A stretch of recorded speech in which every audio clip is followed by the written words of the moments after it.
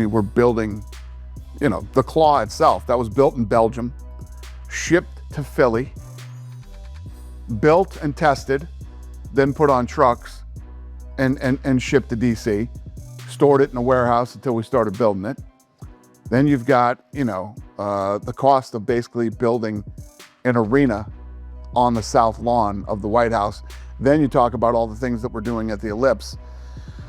Zach Brown band's playing over there, so we're doing a concert, more television.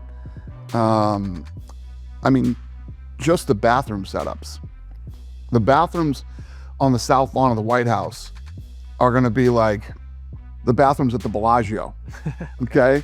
That's what the bathroom situation is gonna be over there. So as you look at all the different details that go into this, it's not cheap.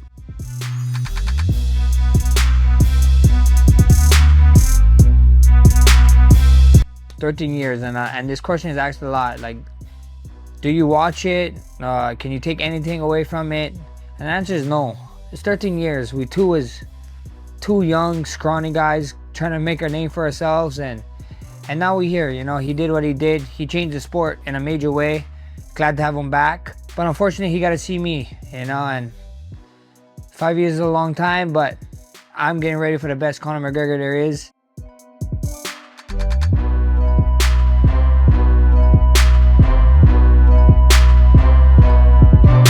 When you look at Josh Hokit, right, there is a huge segment of this fan base that would like nothing more than to see you just separate this man from consciousness in the most violent way possible. So what would you say to those people who are jonesing to see that type of result on June 14th? I promise you guys, promise you guys, I will not let you down, promise. What are your thoughts on him as a fighter? I'd imagine a lot of your focus is on what you do well, but what are your thoughts on what he brings to the table? I haven't watched none of his fights. I don't know anything about him. I just heard that he liked to talk a lot of trash. That's about it. That's all I know about him. And my coach said that he used to be a wrestler.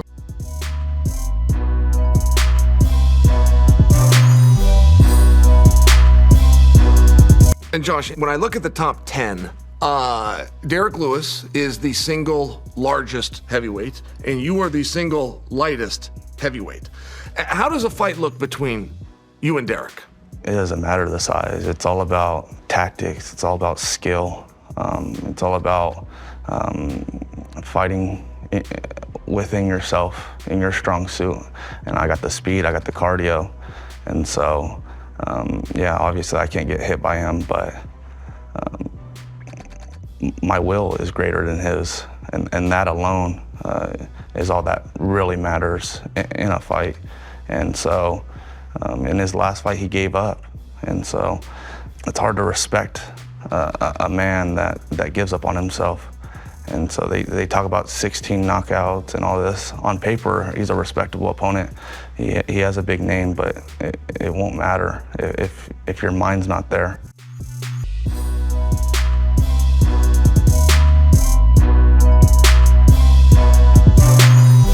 Yeah, I have couple surgeries in my body, but like knee, my back, but I'm fully good. I finished my career. I still compete in gym with high level because I have some of the best students in the world. They fighters, they on top, and I compete with them. Because in my career I never get damaged in fight.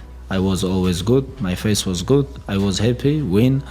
And body, I'm not gonna say 100% I'm fit, but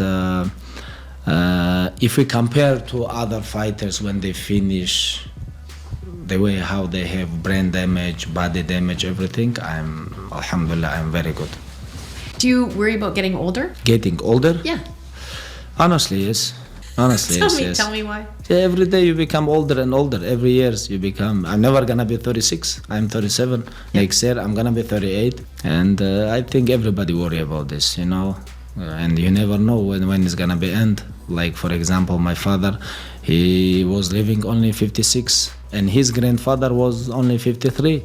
But my grandfather, like my father, he was 84. You never know. I'm 37. Maybe tomorrow is my last day. You never know. But to getting older, yes, like everybody else in the world, I don't like it, but this is what Allah give us, we have to deal with this. We have to understand, and this is very good remind to be just regular human, to come down to the earth.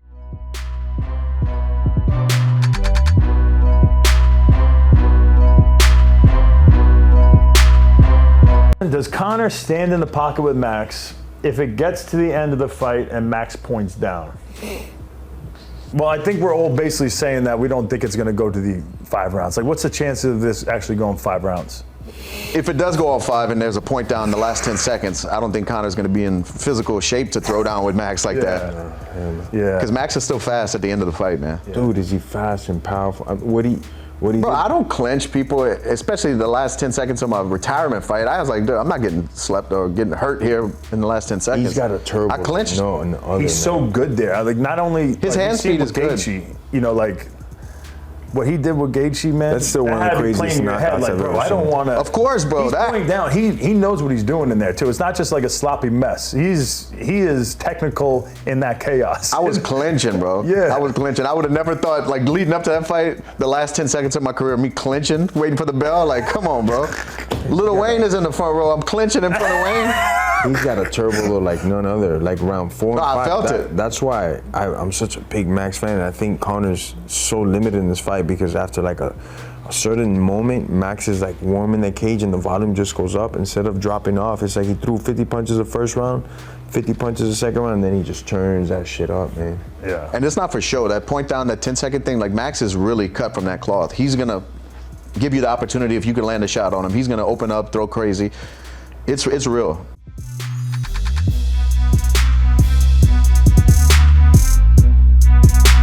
Oh, I'll give you a good story. Yeah. I had just ordered cookies from this cookie place by my house. It was like 11:36 p.m. I was on my rocking chair, chilling, buying my cookies. Get there, I put it on top, and then somebody sends me a message. I open up the message, go, Gilbert Burns has corona, will not fight in Yas Island against, what? It's 7 days out, 6 days out, they're gonna need somebody. I'm about to eat these cookies, and I swear, Hunter sends me a message. What are you up to? I was about to eat these cookies, what's up? And he goes, we might have a situation in our hands. You think you could fight in 6 days for the world title? I was like, the only thing I have been doing, because that's, I think when you were fighting Hooker, and I was only giving you rounds like twice a week. Yeah. I'm like, yeah, fuck it, let's go, bro. How much weight I got? I had like 21 pounds when I got on the scale. I was like, fuck, I could do this, bro. Is this morning weight or? No, this was right at night, and I had 6 days, and I was like, fuck it, let's roll the dice. I got this, you know. I'm thinking, bro, this is crazy. I'm fighting for the world title. I'm in Yas Island. There's some fucking ET experiment going on that the whole fucking city's locked. I look outside, there's nobody in the streets, and I grab my phone, and I'm just about to like fucking cruise control on it, and I see Kanye West is running for president. I go, dude, this can't be real. Like, that's hysterical. This can't be real, bro. It was crazy as fuck.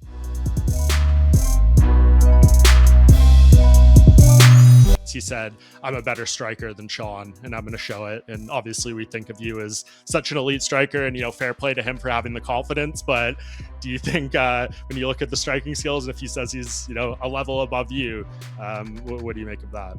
I appreciate the hey, look over here. He's gonna he knows his way to victory is gonna be try to grapple me. I'm not stupid, you know. It's like he's not stupid, you know. He's saying these things to try to, you know, oh, he's not gonna wrestle, but come on, man. I'm not stupid. You know, I don't look at him as like an Aljo or a Peter Yan or a Marab. You know, I think that I don't think there's levels to this game. I know there's levels to this game, and I believe I'm on a different level. I believe I'm on the level above Amen, and I got to go out there and prove it. Yeah, I get to go out there and prove it.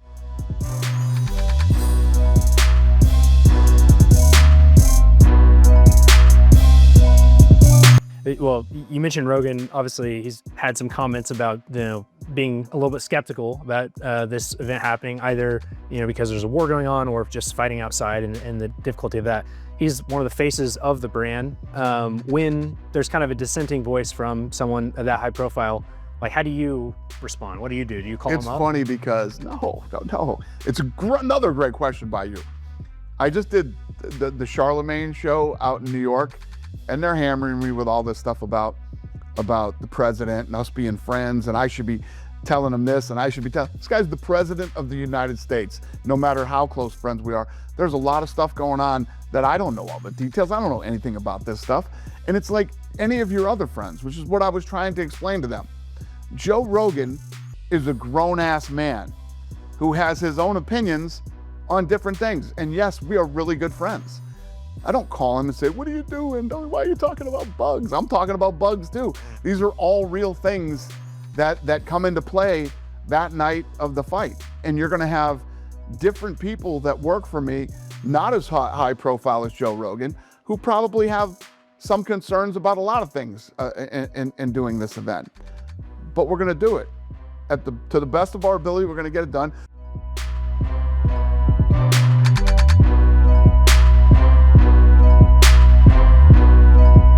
Whatever Joe Rogan's opinions are, he had said something crazy like, it seems like a gimmick. I mean, what does a gimmick mean? It's a real fight with real stakes. You know, you got, Pereira possibly winning his third world title. If he wins the third world title that night, he jumps over John Jones and becomes the greatest of all time. And that's an opinion. You've mentioned the John Jones thing everywhere, so that was a huge thing. If he wins that night, so when I put on events and what's at stake, why does this matter in the fight world? So when you talk about a gimmick, there's absolutely nothing gimmicky about this event. We're celebrating 250 years of America. We're gonna have all the representatives of the military there. Every fight on that card means something with who wins or loses that night. And the most historical sporting event in American history.